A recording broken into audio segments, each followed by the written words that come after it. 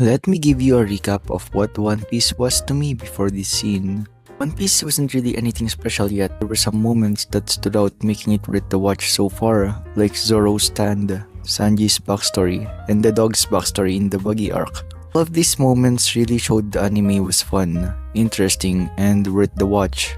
But it hasn't proven itself to be something special yet. There's a reason why people always say to stick to One Piece until the Arlong arc. If you still don't like One Piece even after this arc, then sorry, but I don't think the series is for you. But on the likely chance that you do like One Piece and get the hype, then you know as well as I do that this scene changes everything.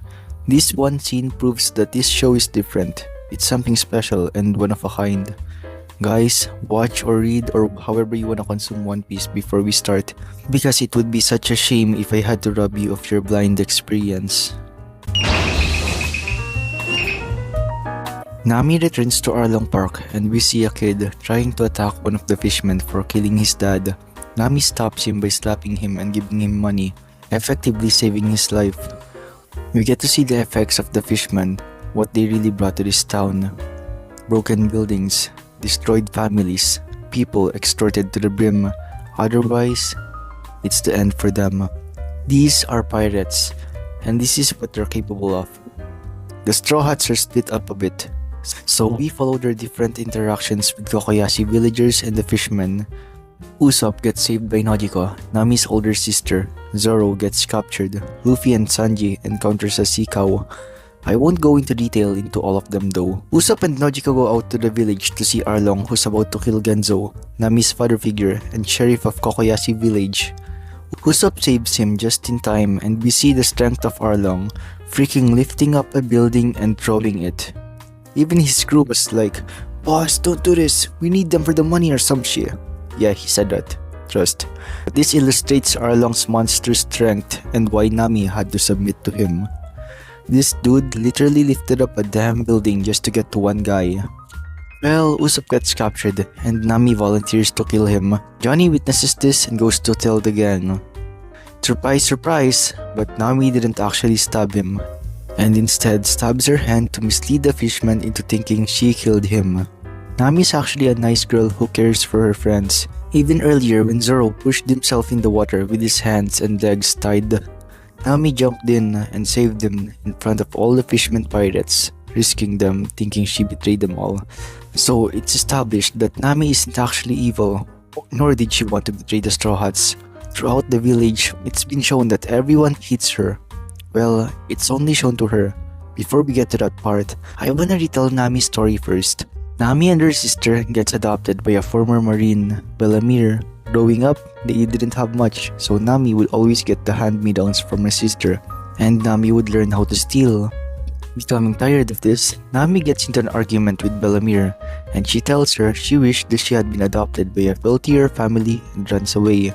Unfortunately, this is the day Arlong decides to show his ugly mug in town. Arlong starts collecting money from everyone, killing anyone who doesn't have the money to pay. So, Nami, Nojiko, and Bellamere live in a secluded place. That's why Arlong didn't find them immediately until Bellamere decided to cook something special to patch things up with Nami, causing the smoke to reveal their location. Arlong goes there to collect his money, but since they were poor and didn't have any money... After that, Arlong discovers Nami's talent in cartography and decides to keep her and the village hostage. He gives Kokoyashi village, Nami's hometown, a price of 100 million berry for her to buy. Nami, only being 10 years old at the time, becomes a pirate, joining Arlong's crew, and starts betraying other pirates to steal their berry. She did all of this while under the guise of the villagers hating her because of her being in Arlong's crew and all. Now of course, they don't actually hate her, but they're just pretending so she doesn't have a reason to return to the village. But she only finds all of that after meeting Luffy. Imagine you're a 10-year-old child whose mom was killed by this monstrous shark guy, and he tells you to draw maps for him, or else he's gonna kill every single villager in the village, one by one. He also tells you he's gonna sell you the village after getting 100 million berry. So, you start collecting. You're so close, after 8 long years of risking your life, becoming friends with pirates. Stealing, betraying, running away, and getting the money. Buying the village is finally within your grasp. But then, marine officers, the ones who were supposed to protect you and fight the pirates, they sided with Arlong and confiscated the money you built up. Angry, sad, perplexed, knowing you can't do anything but scream in anguish or else he's gonna kill you and everyone you love. This is what Nami went through in this scene.